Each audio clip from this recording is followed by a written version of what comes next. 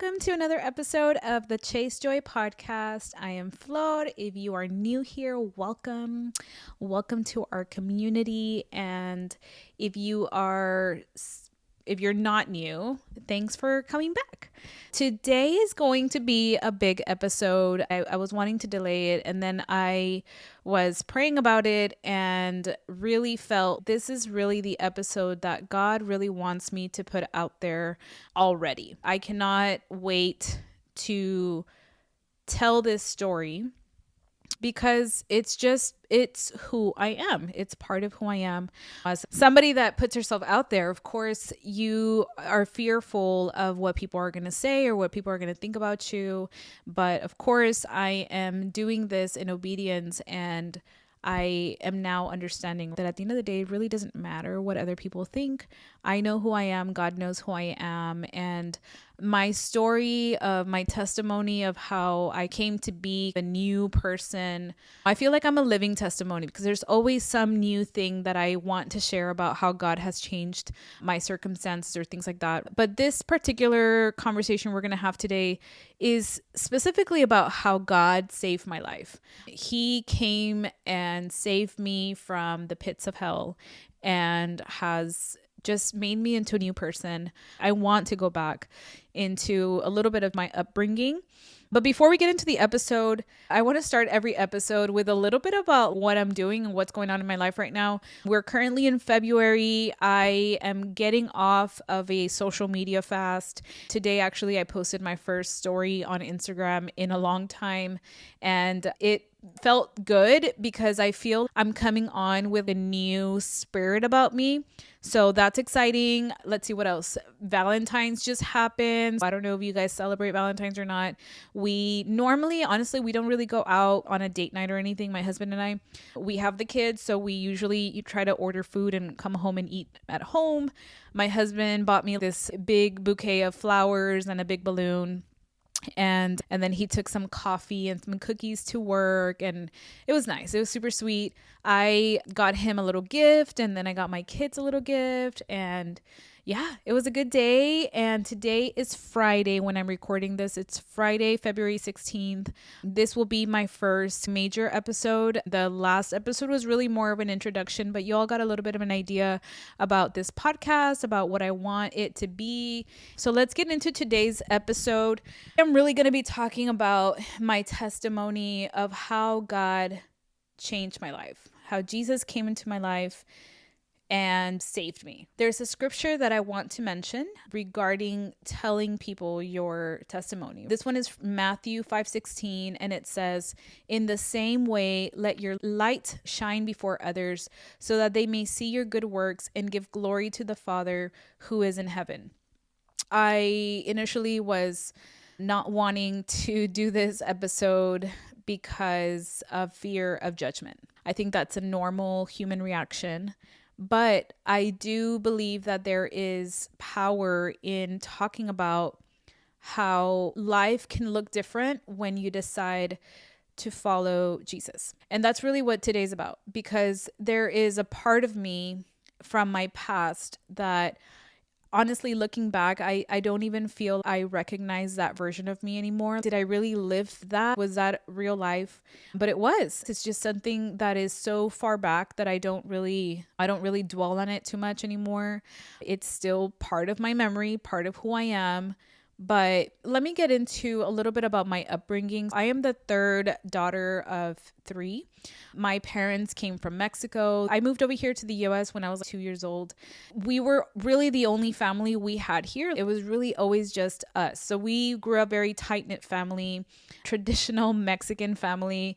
We grew up Catholic. I knew of God ever since I was little because my parents tried to make it a point for us to go to church every Sunday.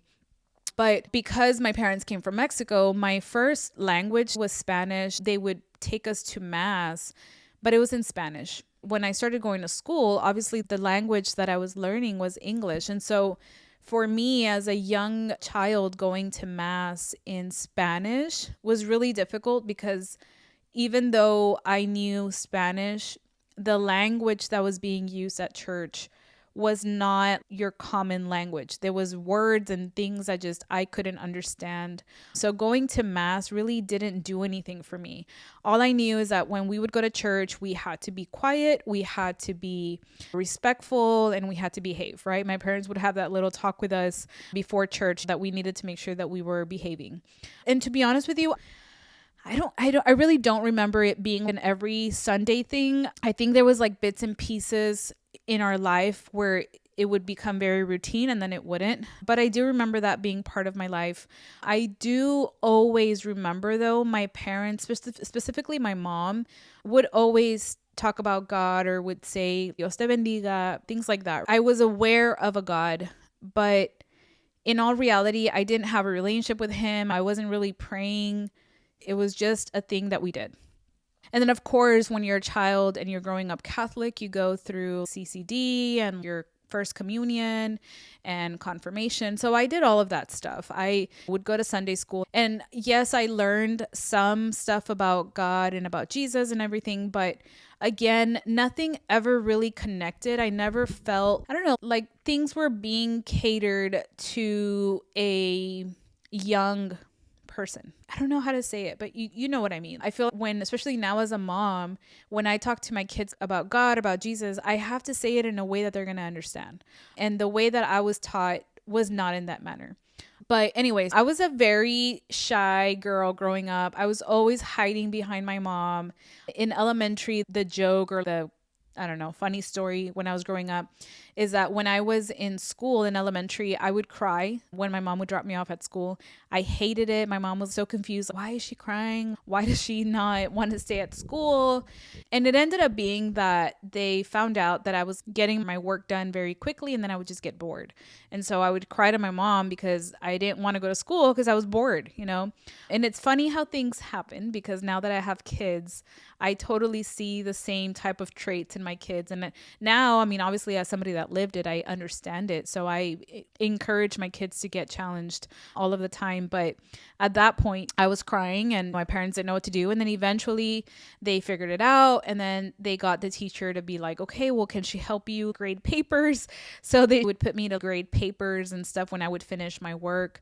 And then eventually they got me to test for the GT program, which is like a gifted and talented program. And so I passed it and I got into GT and then I ended up changing schools. And my upbringing was great. Once I became somebody that was challenged at school, I always enjoyed school. My parents always pushed our education. My parents have been small business owners for pretty much all of my life.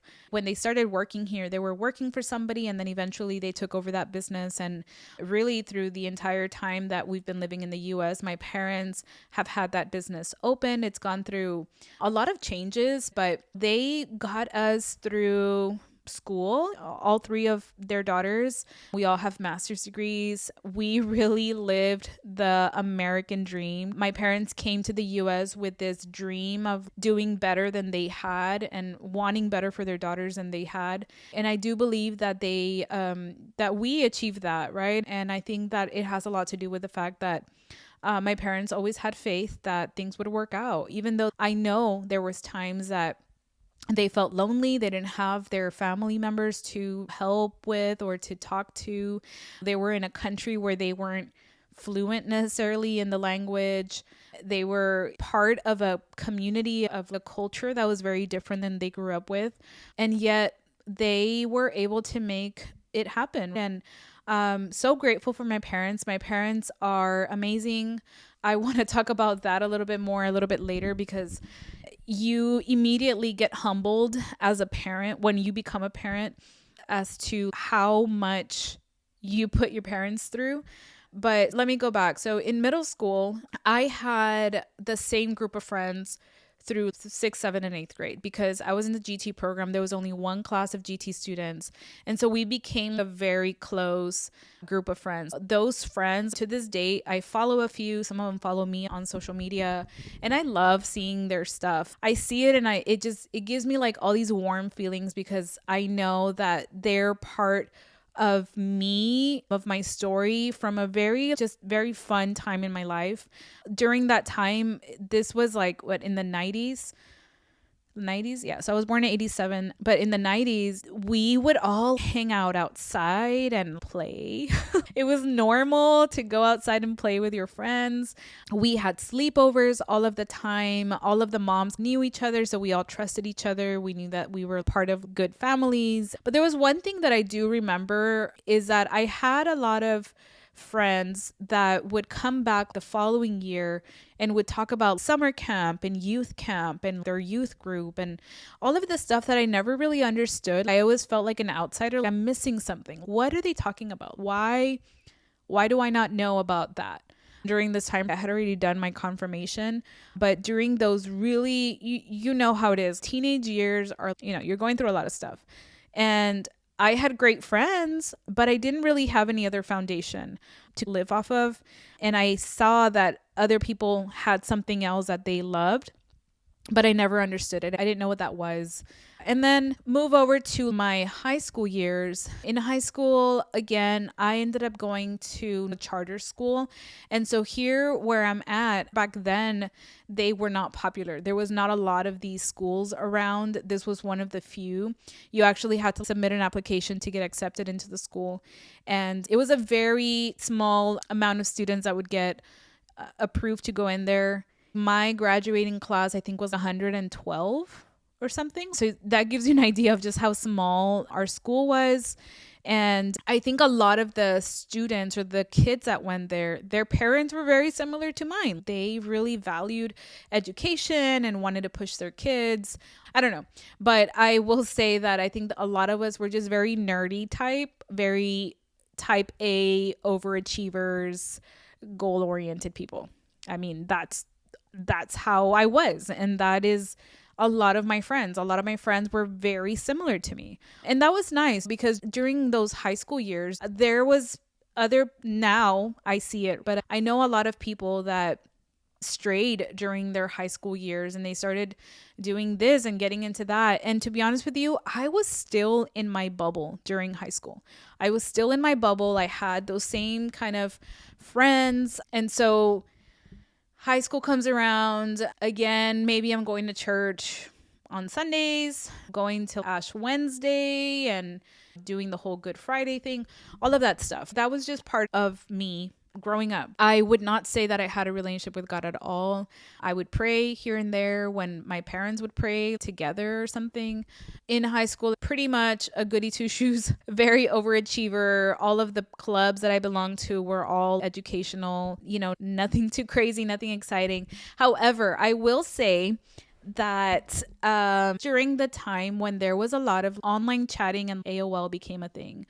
And I remember I liked the technology and I liked that there was all this new stuff coming about. And I remember in my old house, it was probably a 3-bedroom house, but the people that lived in the house before had made the garage into a bedroom. So the garage was this huge area that when we bought the house was a bedroom.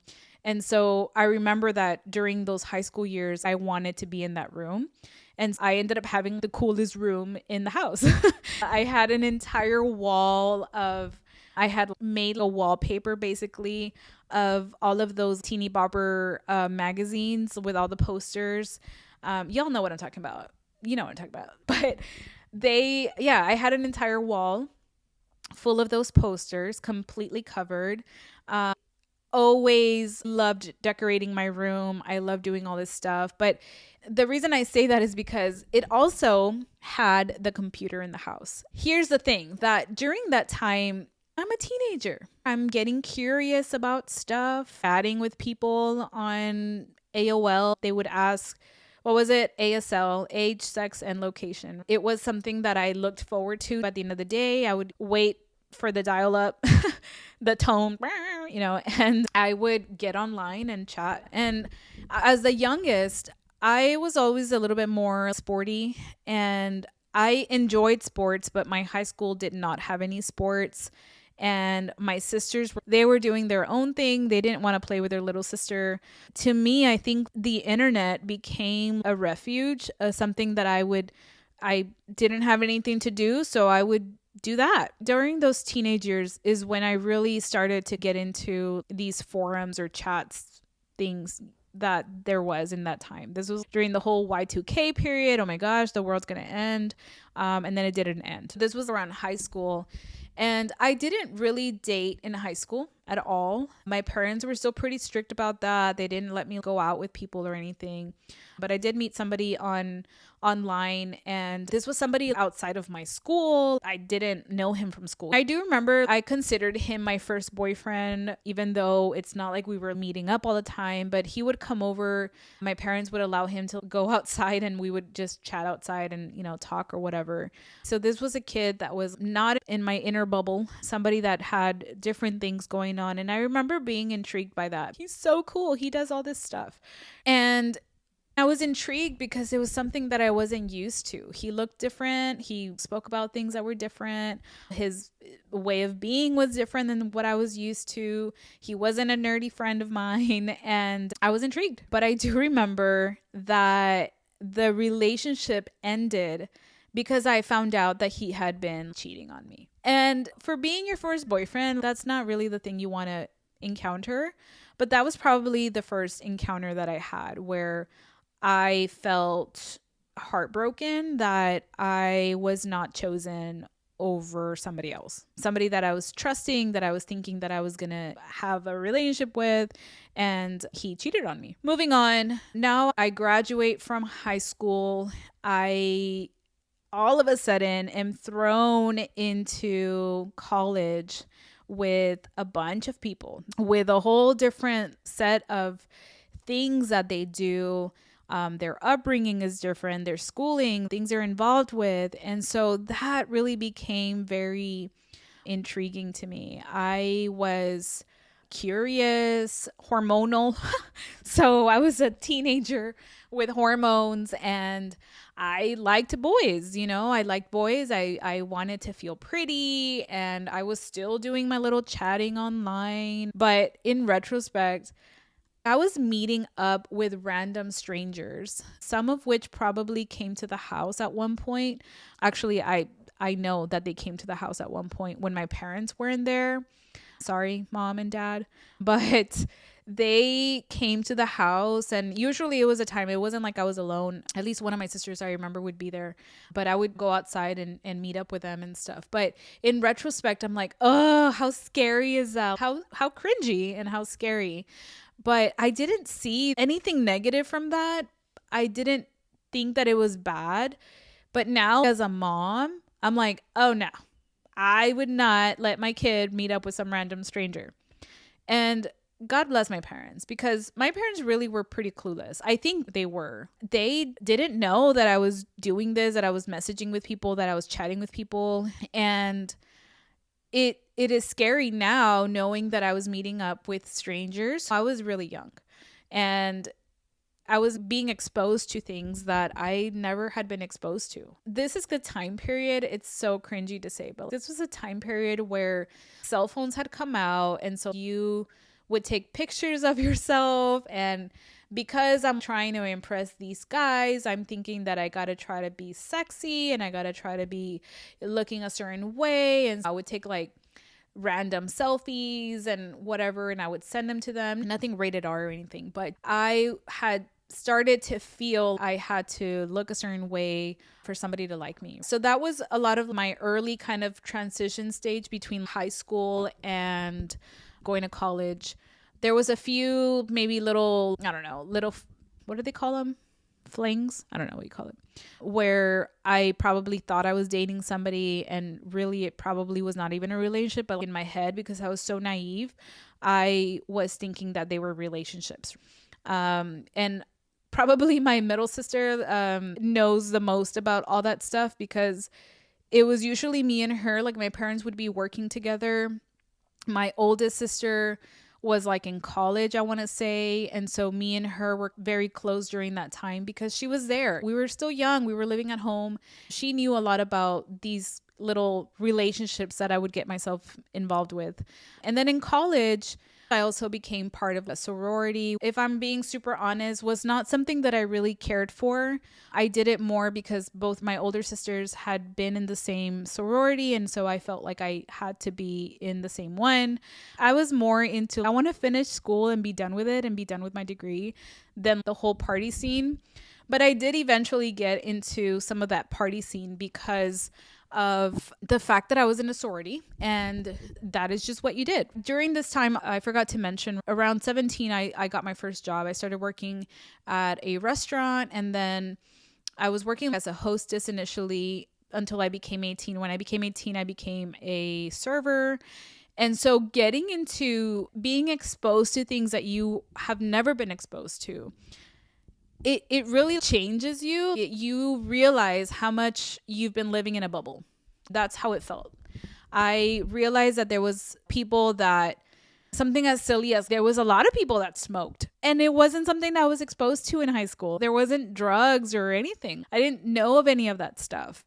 But yet here I am working in a restaurant, and with some of them were much older people than I, and they were partying and smoking and probably doing drugs and having sex and all of that, and it just wasn't something that I was used to. But I became kind of part of that group because we were all working together, and I think that plays a really big role in my first relationship. In college, I had moved up in that restaurant. I had become a bartender, and then I became a trainer. That's when I got my first big impact in what changed me. I started dating somebody that really I had no business in dating. I have no idea why I dated this person, but I did. He was a few years older than me. His values were very different than mine. But this relationship was one of those that, because it was my first major relationship, I also felt I was forced to be a certain way or act a certain way because he was older too. I wanted to impress him, and it just became something where I felt I was changing when I was with him. To make a really long story short, that relationship really should not have happened. It was not good for me. I was getting involved into things that really did not serve me well. And ultimately, it took, I think I was with him for, 2 years or something, 2.5 years. But I was living in a lot of sin. I mean, I'm just going to say it like that. I was doing things I shouldn't have done. I was being somebody that I really wasn't inside to impress somebody else. All of the values that I had went out the window. I was doing things in secret. I was lying. I was hiding things from my family, even from friends. One of the things that I've learned throughout the years is that if you ever feel like you have to hide something, then that's usually the enemy that is already living there. There's already stuff going on that you probably shouldn't be into. That relationship was the first big relationship where I was like, this doesn't feel right, but I think it's cool. Am I cool yet? I'm doing what everybody else is doing. I think this is fine. And just going about it because I was just part of the group, part of what everybody else was doing. Then during this time, so I'm in college, I have a boyfriend, and then I'm working. There's a lot of drinking involved. I was a bartender. I mean, just saying that. I was just part of something that I felt like I had to belong, and to belong, I needed to do these things. That's probably the best way that I can say it, is that I felt like that to belong to this group, I had to change who I was. And because I was so naive, and because I so wanted to belong, I did things that inside my heart, in my soul, I knew were wrong, but I felt, well, if everybody else is doing it, then I'm going to do it too. And when that relationship ended, I think the only reason that it really ended was just because I was tired of it. I was like, this isn't for me. I'm done. Peace out. But at the end of that relationship, I had lost my self-worth. That was first relationship where I was like, I must not be good enough. I am good for nothing. And in order for a guy to like me, I have to act a certain way, and I got to do a certain thing, and I got to be a certain person in order for them to like me. I was already losing that innocent part of me that I knew. That little girl inside of me was no longer. And God bless my parents. I mentioned my parents because I don't know their side of the story during all of this time. I know I began struggling a lot more with anxiety. And actually, when I moved into my house that I live in now, I found some of my old journals that actually I ripped apart and I threw away because it made me so sad. I had really negative thoughts. I was feeling anxious and depressed and feeling nobody understood me. I felt really misunderstood, to be honest with you. I just didn't know who I was. And so if I didn't know who I was, why would anybody else understand me? And when I read those journals, it made me so sad because I was already in such a dark place, even though it really had only been a couple of years that I was being so sinful. And yet my mental health, mentally, I was already down in the pits. I was not doing well.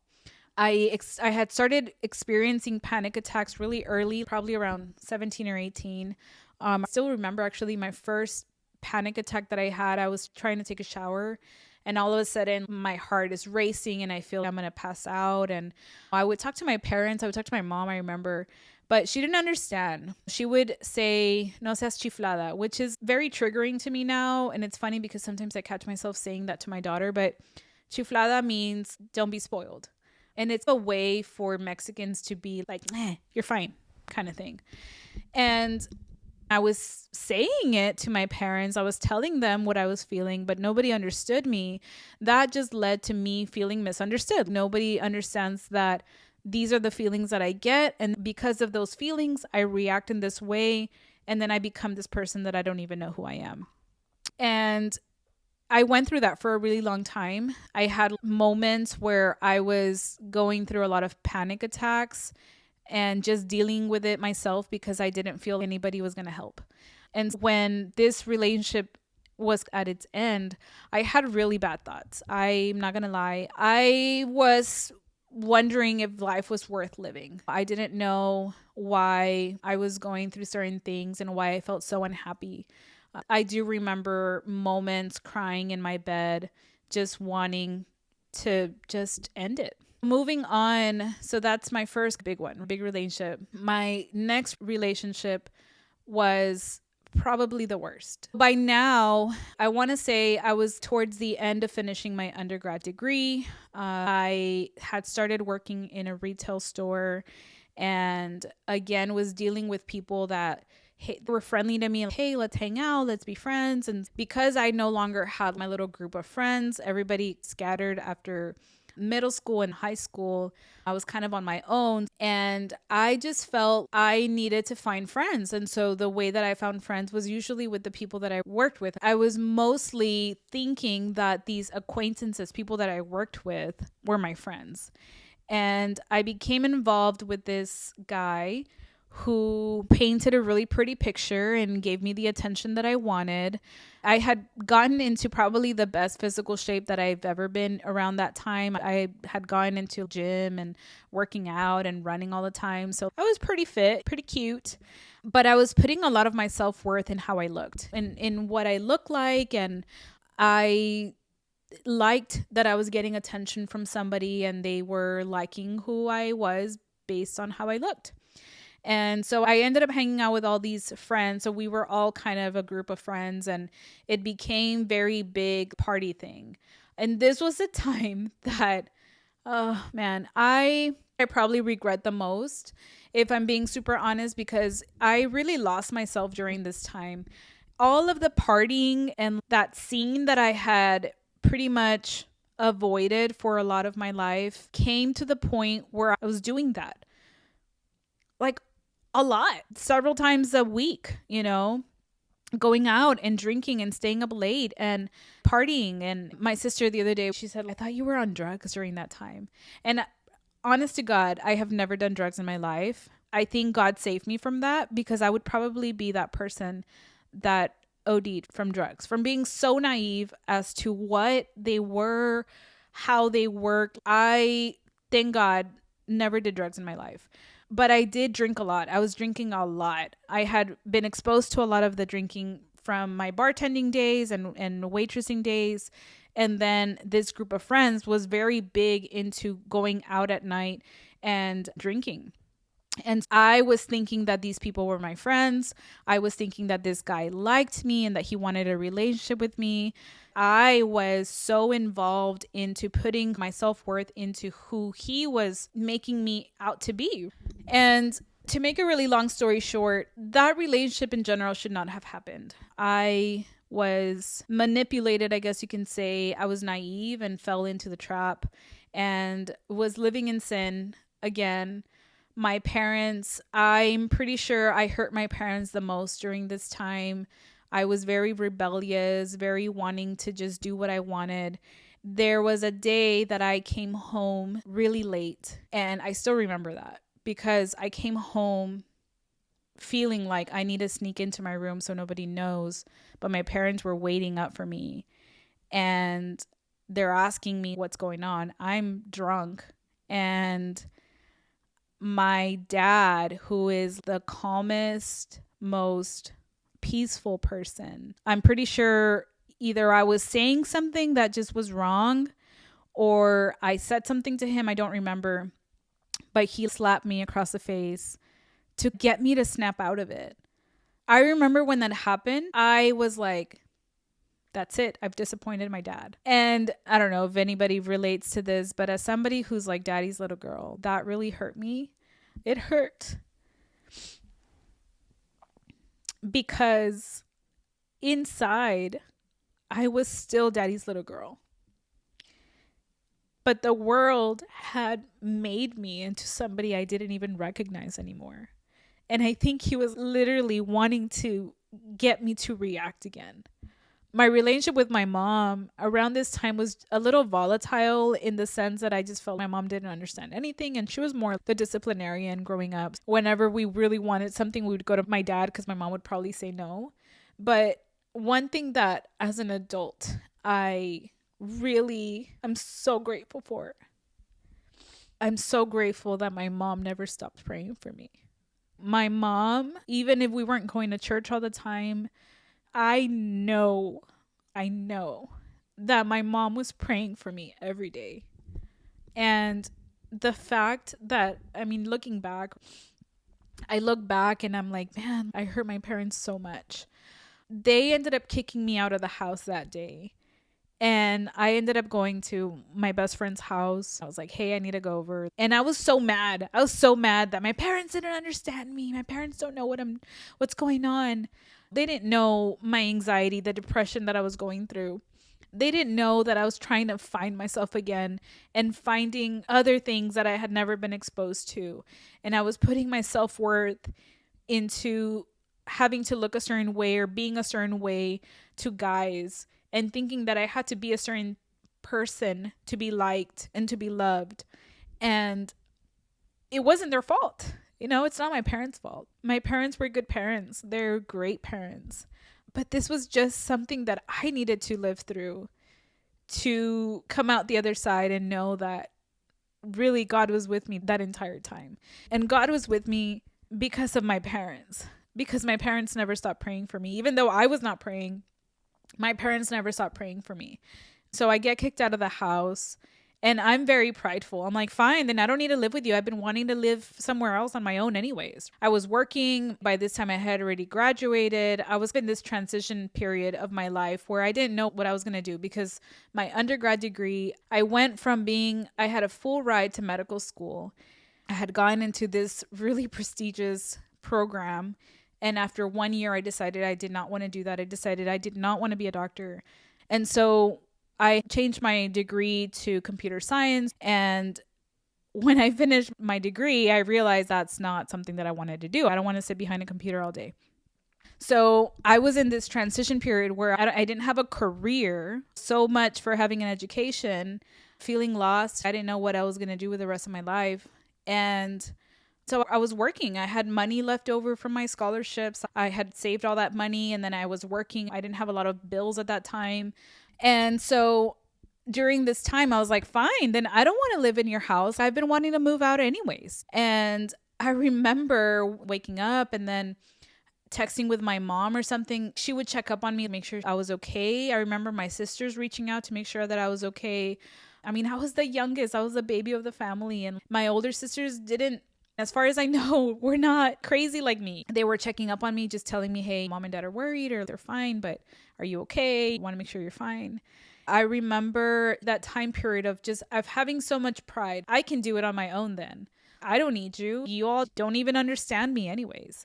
I don't know if it was that day or the following day, but my mom, I was like, I'm going to go look for apartments. You want to go look for apartments with me? And she actually went out and drove around. I'm sure that she was so hurt and in so much pain, yet she put that aside to try to be fine. Let me show her. Let me just do what she wants to do. So she did. She went around driving with me so that I can look for apartments, and then told me that I could come home that day. I remember going up to my parents and apologizing and saying, I'm sorry that I disrespected you. I'm sorry that I came home late. I apologize. I came home, started sleeping in my own bed again, right? But the situation of what was actually happening outside of the house was still the same. I was still hanging out with these people. I still had this relationship that I shouldn't have been in.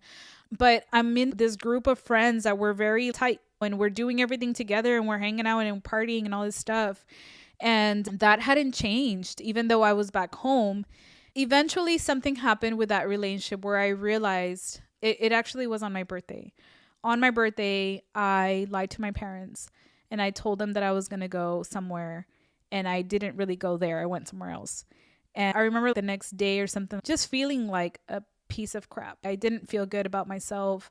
I felt I was just being used. I felt unworthy. I felt this isn't right. This isn't how you're supposed to feel. I wanted to feel special. It was my birthday and I wanted to feel loved and I wanted to feel happy. And I saw everybody always celebrating birthdays and I just never liked celebrating my birthday.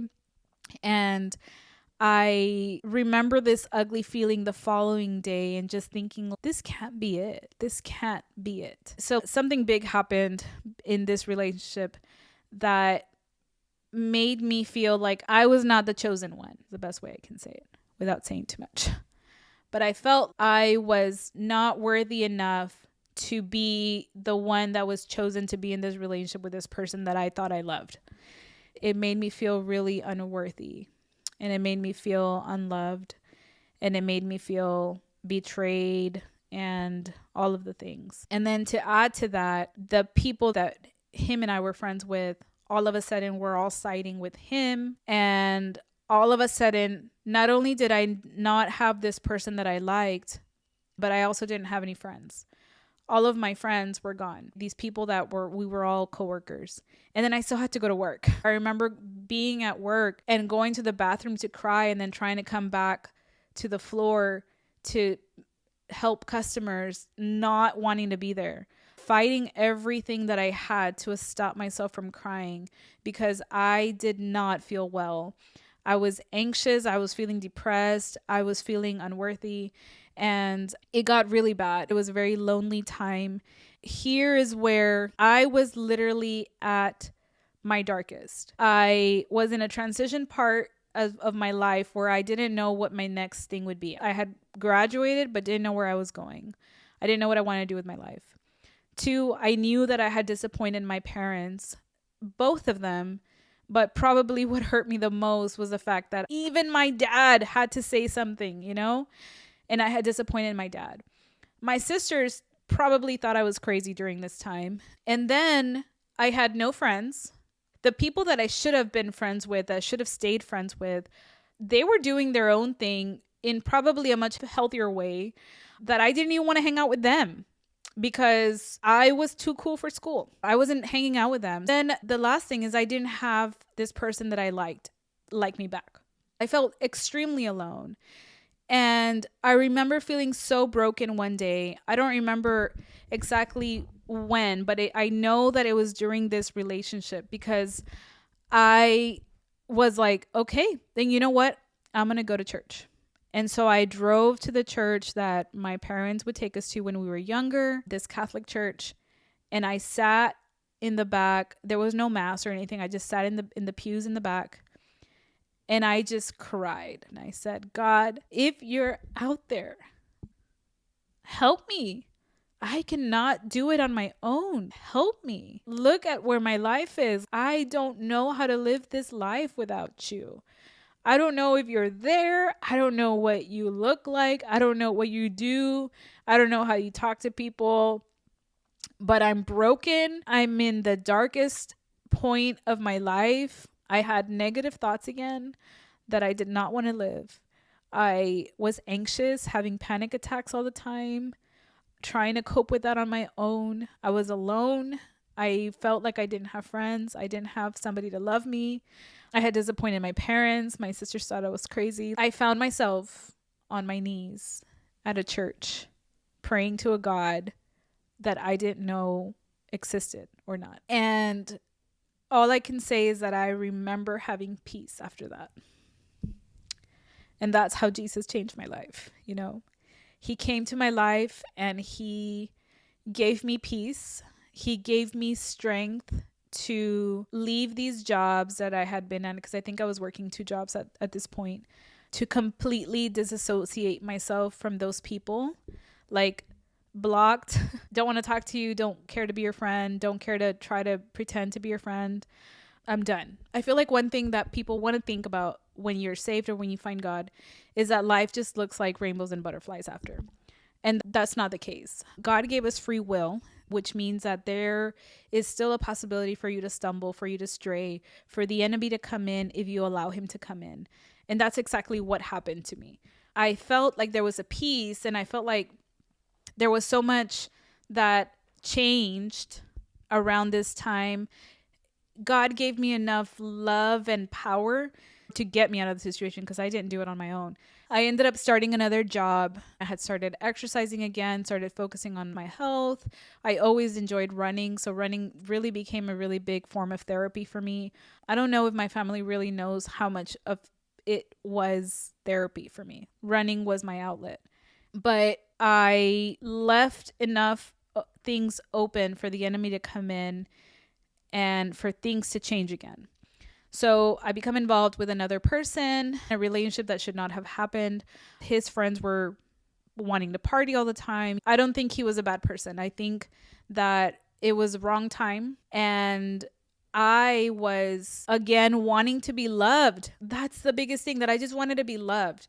And instead of saying no to that relationship and moving on, I accepted it and then just became part of his life and part of what he was doing and his stuff. So I would go hang out with his friends and be part of this group that, again, people that I didn't really care to be friends with, but I became part of his friends. And all of this stuff was happening, and I was still struggling with the same thing. I was struggling with feeling down and feeling like I was hiding things again. I was hiding things from my parents. I wouldn't tell my parents a lot about this person in the beginning because I was ashamed of certain things. I wasn't proud of that relationship at all. I didn't want to be upfront about who he was or much about anything about him to my parents, because I think deep down I knew my parents would not approve. I was with him for 2 years or somewhere around there, probably a little bit over 2 years. And my parents did end up meeting him and everything. And I think that maybe because he was older, maybe my parents felt it was better. I don't know. But I think ultimately my parents knew enough about me to know that I was not just going to stop dating somebody because they told me. And they were right. They might have told me, but I didn't listen to that. I just kept on. And again, I was trying to control everything that I was doing. And I felt I was fine because I'm an adult and I can handle this. And I stayed part of this relationship. But here's the thing. I was still living in sin. I was doing stuff I should not have done.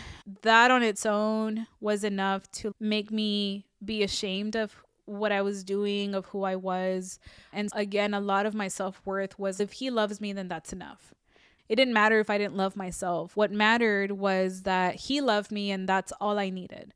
And that's what happens when you put your self-worth on what somebody else thinks of you.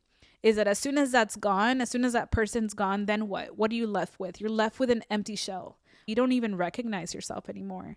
The positive thing of this relationship is that he led me to the church where I actually still go to. This was a non-denominational church that looked very different than the Catholic church I was used to. I liked the songs and all of that, but I felt weird initially. What are all these people raising their hands for? These are a bunch of weirdos. I mean, I remember thinking that. I remember the pastor just always speaking to me. I felt every time I would go, the message was for me. Oh my goodness. And this is when I really started to see things differently.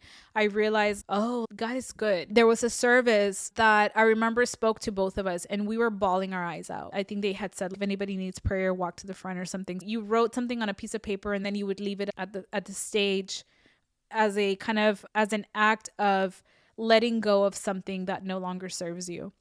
And I remember that I wrote about this relationship. God, if this isn't for me, let it be done and help me to feel better. To make a really long story short, this really was the start of me getting back to finding myself again, letting go of this little season. And so in those years when I had these two relationships that really broke me, that changed who I was, made me lose a lot of my trust in myself, in other people, especially men, in that made me lose my identity of who I was.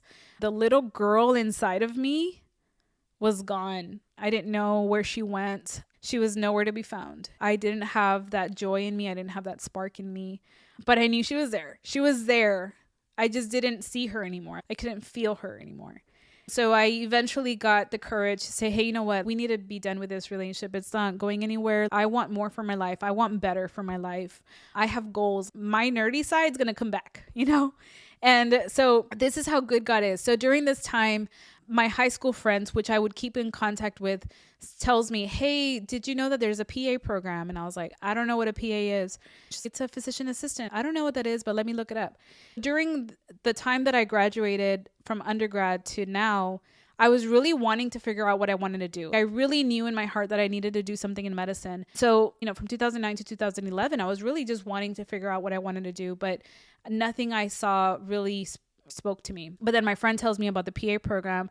I look it up and oh my gosh, this looks pretty cool because it's what I wanted. I want to be in medicine, but I don't want to be a physician and I don't want to be a nurse. So this is a really good in between. I saw that there was a lot of potential for people to go from specialty to specialty, which for me, this is great because I get bored easily. So, of course, I look into the program and I find out that the application is in October. I had to have all these classes by October and apply.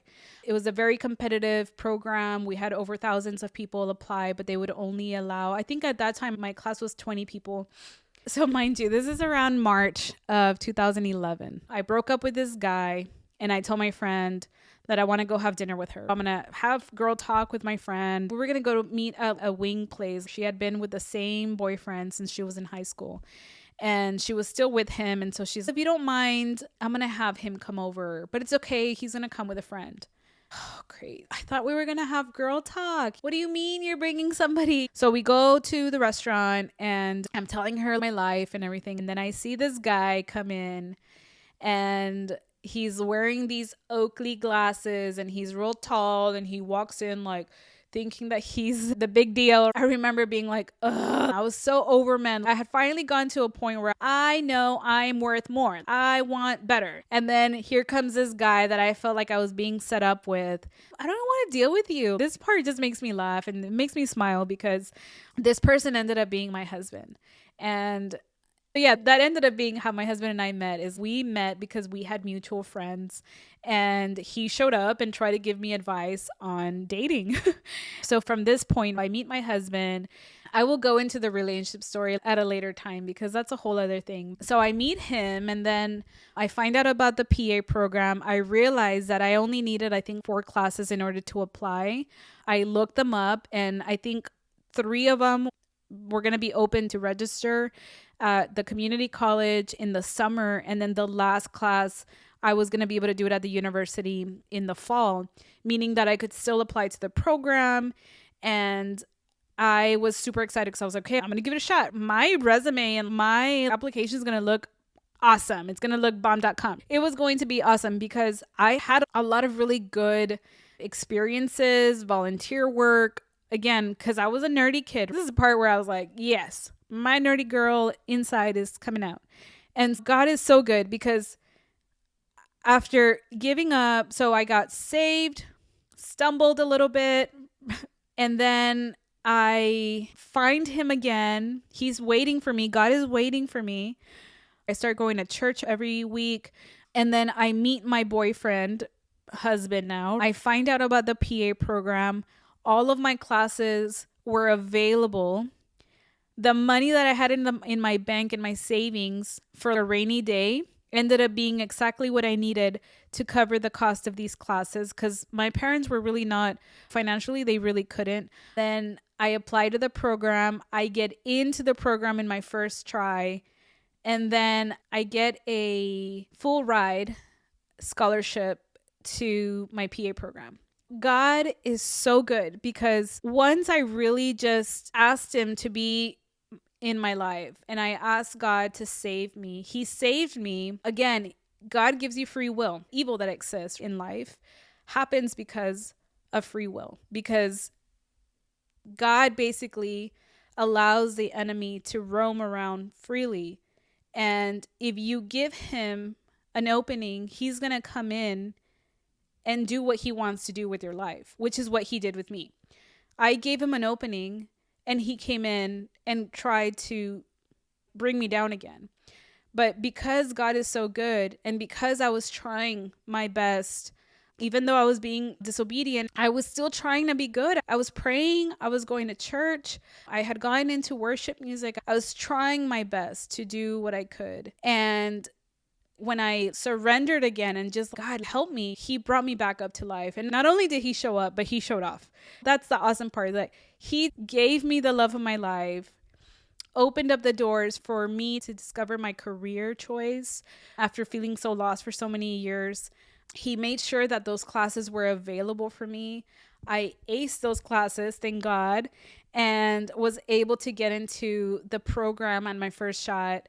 Not only that, but then he also allowed for all of my schooling to be paid for, which meant that I was able to quit my jobs and just focus on school, which I knew, God knew that I was good at that. God knew that God knew my gifts, and he knew that he just needed to lead me back to those things that made me who I am. He wanted me to connect with that little girl inside of me again, who was, hey, nerdy girl is here. Let's do this. He knew that. He knew my heart. And he brought me a man that valued me. He brought me a man that loved me for who I was. And I mean, the rest is history. I'm so blessed to be able to sit here and speak about this, because there's been so many times that I wanted to quit on life. There's been so many times in my life where it would have been much easier for me to just quit my life than to keep going. I have seen the darkest of dark. I have been the lowest of low. And yet God never took his hand away from me. He saved me. He loved me. He loved me enough to never let go. And he didn't judge me. I feel like it's often people think, I can't come to God, or I can't go to church, or I can't ask God for anything if I don't even know if he's real, or I can't ask him for anything because I'm not worthy yet, because I'm not ready yet, because I've done all of these things. And I'm just here to tell you that's exactly when God wants you. The gospel, it talks about how Jesus was sitting, having dinner with my mind is blanking right now. I had to stop to pull it up. This is in Matthew 9, verse 10 to 13. It says, while Jesus was having dinner at Matthew's house, many tax collectors and sinners came and ate with him and his disciples. When the Pharisees saw this, they asked his disciples, why does your teacher eat with tax collectors and sinners? On hearing this, Jesus said, it is not the healthy who need a doctor, but the sick. But go and learn what this means. I desire mercy, not sacrifice, for I have not come to call the righteous, but the sinners. Guys, this is the thing. This is the thing that everybody needs to know, is that God is ready to be there with you. Just ask for his help. You don't have to be ready. You just come as you are. Like, that's what he wants. He just wants you to come. He didn't send his son Jesus to die on the cross for our sins, for you to not come as you are to him. He came to save us. He came to deliver us from all of this evil and sin and hate that exists in the world. And I had done really bad things by this point, lived a life of sin. I had felt the darkness come over me.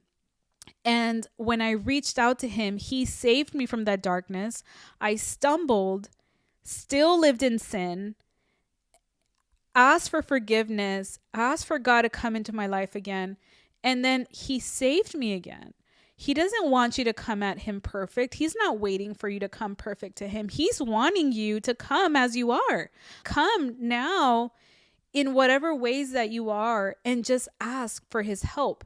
But when you ask, be ready to humble yourself and to say, God, I can no longer do this life on my own. And that's exactly what I did. When I went to church and sat in those pews, that's literally what I said. I was like, God, I can no longer do this life on my own. I cannot do this without you. If you're there, because I didn't know God, I knew of God, but I didn't know him. I didn't know if he really existed. And so when I prayed, when I asked for him to come, he came and saved me. And again, to bring back the point that when you get saved and when you become a Christian and you believe in God, it is not to say that you're never going to go through things that are bad, or that you're going to live a life of just rainbows and butterflies. Not what I mean. And it is also true that just because you're a Christian, that you do not sin. We are all sinners. We are not perfect. The only person that is perfect is Jesus. But he wants you to come as you are. If you're struggling with your marriage, if you are at the brink of divorce, if you are struggling with an addiction, whether it's alcohol, drugs, I don't know, whatever it is, sexual sin, the lying, gossip, and you're wanting to be better and you're wanting to be saved and you're dealing with anxiety and depression and you're dealing with all of these things, the only way to come out of that is to humble yourself and to ask for help from the one and only, the maker, the person that created you, who is ready for you to come back to him. That is all that God wants. This episode is already really long, so I'm gonna end it here. This is a really vulnerable part of who I am. It's a part that sometimes I don't want to relive it or I don't want to think about it. And I think that God wants me to remember how much change has come about because he deserves all the glory. This was all because of him. This isn't because Flor did this or did that or because I deserved it. No, none of it I deserved. I didn't deserve any of this stuff. He has his grace and mercy that gives us all of this stuff. At the end of the day, when I die, we're going to be met with him in the pearly gates of heaven. And it's not about our works. It's about our faith. It doesn't matter if you're like, but God, I gave to the poor and God, I did this and I was being a good girl. It doesn't matter. He wants us to just have faith in him. He wants us to repent of our sins. He wants us to remember that he is Lord of our lives, that he deserves all the glory, that everything is for him and everything goes through him. He saved me. He led me down a better path. He told me I was worthy. All of this time that I felt unworthy and I felt unloved, he made me feel worthy. He made me feel loved. And this is an ongoing thing. It's easy to get caught up with life. And some of these issues that I still struggle with today have a lot to do with these 3 relationships that I mentioned. And these are things that I continue to pray about and I continue to bring to God. And I continue to ask him to help me because it's a process. Sanctification is a process. At the end of the day, I want to be a better person. I want to be more like Jesus. I want to live a life that is good. I want people to see me and see God work through me. At the end of the day, God deserves all of the glory. God is so good. God is ready to help you. God is ready for you to come to him and to surrender everything that you have. He's just ready. I hope that you guys get something from today's message. I hope that you remember how much God loves you. I love you guys. I'm going to cut it off already because I've been talking for forever. I love you guys and I'll see you at the next one.